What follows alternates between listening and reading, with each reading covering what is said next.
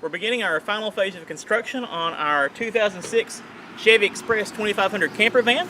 So we're going to kind of give you a quick run through of what we've done and maybe what's coming up.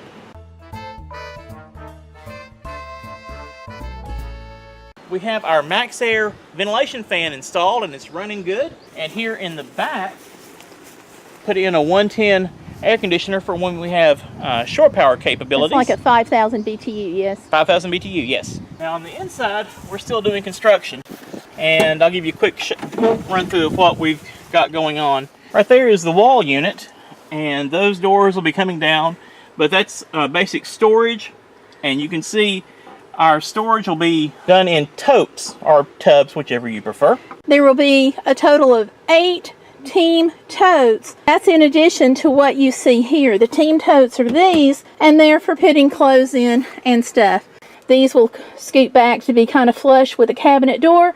We're going to have the large cooler right there. Have a very, very small ice chest right there between the two front seats. And that's what we're going to have for drinking ice for our cups. Let's take a quick look at the back. Back to you, John. Okay. Now, in the back, we've got cabinet stuff, so ignore that. That's going to be built up. Here's the bed. There'll be some small storage underneath it, but not much. The wheel well actually takes up a lot of space. And here on this side, we've got a freshwater system with a little hand pump. We've got the faucet and sink, and then we're going to have the bottles down here. And over here, we have, this is the pantry area. Got a 2-drawer chest of drawers right there. Now the bottom drawer has got some kitchen supplies, spatulas, frying pan, things like that. Also, to help with ventilation, we have a battery operated fan right there that we can move around. We've also got a small 110 heater. We can't use it for heating, but we can use the fan part. The batteries will pull that.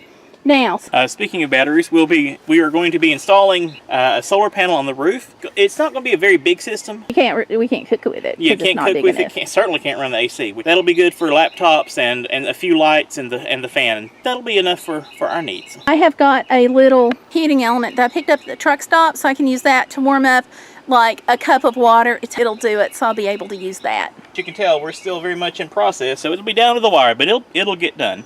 The job for tomorrow is to use this to front the wall unit and then start working on the sides. The electric panel and fuses will be mounted there for ease of access. We have the smoke detector to put up, and we have the carbon monoxide detector to put up. Yeah. Let me point something out about the cabinet. The cabinet door that's going to go in front of these totes is actually what's going to flop down to make a bed. Given this space, it'll work, because the last thing in the world that we want is to have something that stays down in the floor all day. That's just a trip hazard, and we need everything to be as packed as possible.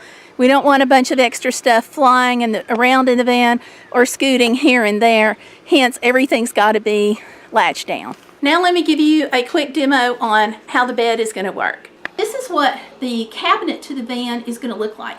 Now remember, I told you that most of the time the van is just going to be myself and my husband. Now this build out is built for practicality, not necessarily comfort, because we're going to be using this primarily for mission trips and not so much for vacation. That changes the functionality quite a bit that we need out of the van. So the cabinet that you just saw that has the totes in front of it, all of this top part is of course going to be storage. It's got a shelf and it's going to hold more totes. The bottom part we're going to make into a bed. The way the bed is going to work is we're going to have a couple of hooks right here to affix this bottom part to the cabinet.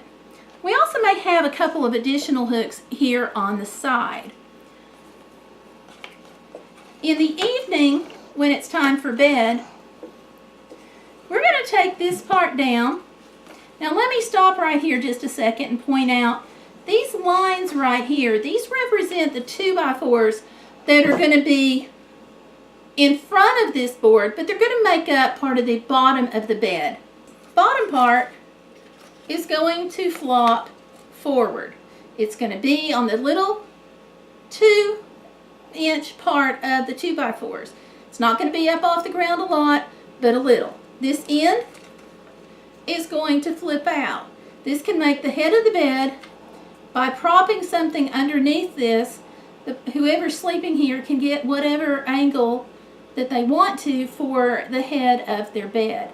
This is going to be about 5 foot long, maybe 5 feet and a few inches. At night, the bed will be like this. During the day, we'll flip this up, stow the sleeping bag, put this right back in place, and hook it back, and then we are ready to go again for the day. I hope this gives you an update on where we are with the van and where we're going with the van. If you have suggestions or comments, please leave them in the comment section down below.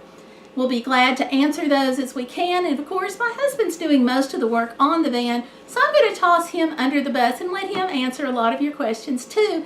Thank you guys for coming along on the journey. Here's the clip of Tomlin that we know you're waiting on. Hello, dog. How are you, Tomlin? Hello. You're going to greet the camcorder with puppy kisses? We'll take them and be glad. Good boy.